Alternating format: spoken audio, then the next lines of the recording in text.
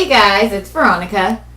Or, well, it used to be before Coachella kicked my fucking ass.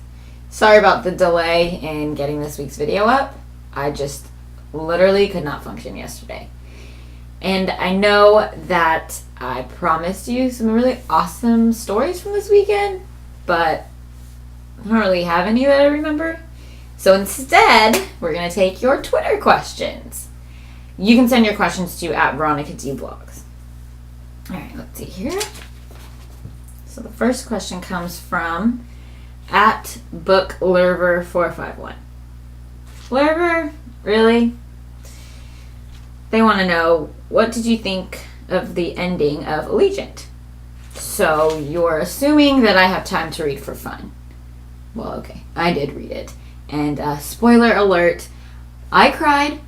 I know that you're all aware that I have a cold, dead heart, but it actually gave me some unexpected feelings, and that's all we're going to say about it. Moving on.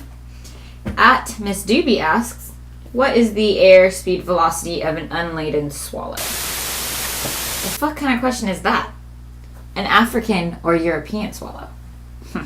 Bet you weren't expecting that blasted nerd cred.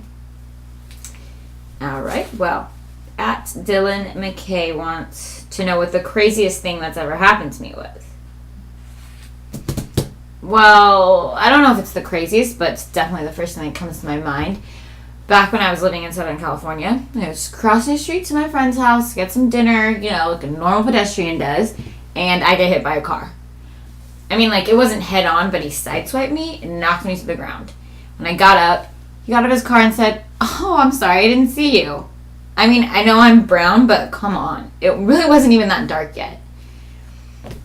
Anyways, I got his license plate number down, used it to find his address, and then me and my friends TP'd his house later. It was pretty awesome.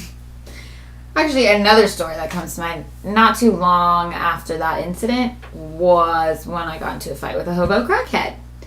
So my house in Long Beach was like on this hill, and there's this weird room off the side with, you know, like water heater and storage. It's not so much a room as a creepy dirt floor basement. Anyways, my friends and I were looking for something, so I bravely went down there to go get it. And then all of a sudden I come face to face with this crackhead. He had like this whole setup going on, like an air mattress and all his like gadgets. It was really weird. Anyways, I scream, run back upstairs to go get my friends and tell them to come down with me. We go in there, we're trying to get him to leave, and he won't leave. He's claiming that he pays rent to Jessica. Okay, but our landlady's name is Rita, so it doesn't really make any sense. Anyways, finally I grabbed a ski pole and started attacking him with it, and he left. I guess the crazy Sri Lankan with a ski pole kind of scared him off. I mean, I am kind of a gangster, so. Anyways, so let's just take your live Twitter questions now. Okay, let's find a good one. Okay. @SamIam wants to know what my go-to pickup line is. I mean, do I look like the kind of girl that will have a go-to pickup line?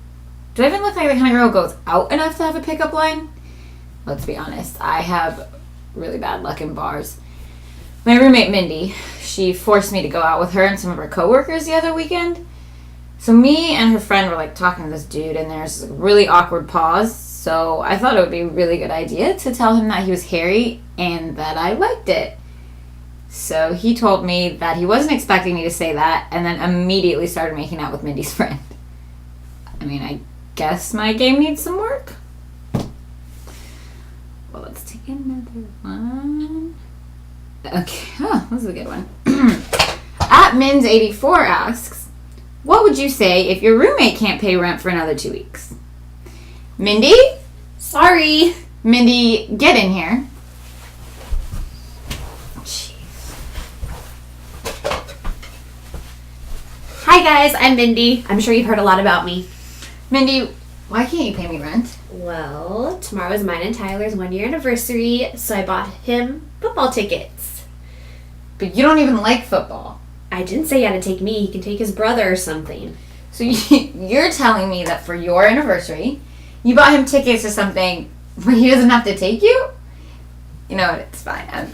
We're not even gonna go there. Whatever. What are you talking about today? We're doing a Q&A.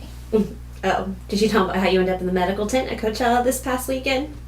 No, I wasn't trying to tell my whole entire life to the internet. Well, now that the story's out, you might as well tell it.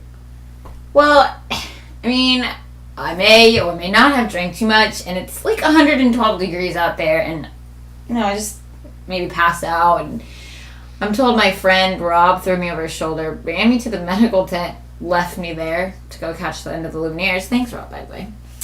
I wake up with an IV in my arm, and this drunk guy next to me saying, "Damn, girl, you ratchet." You are. Whatever. Now that I told that story, you get to tell them an embarrassing story. I don't get embarrassed, just entertaining things seem to happen to me. Go, come on. I know a lot of crazy shit happens to you. You're bound to be embarrassed by one of those. One funny thing was this one time when I was in Athens at the Parthenon, I fell down 2 flights of stairs. Parthenon. It's okay, keep going. Anyways, when I landed, I looked up to see 400 tourists with flashing bulbs taking pictures and not speaking English. Well, okay. What's your go-to pickup line? Oh, I use this one on my boy. The lady upstairs must have just plugged her stupid curling iron into the wrong outlet again. Wouldn't be the first. What the hell?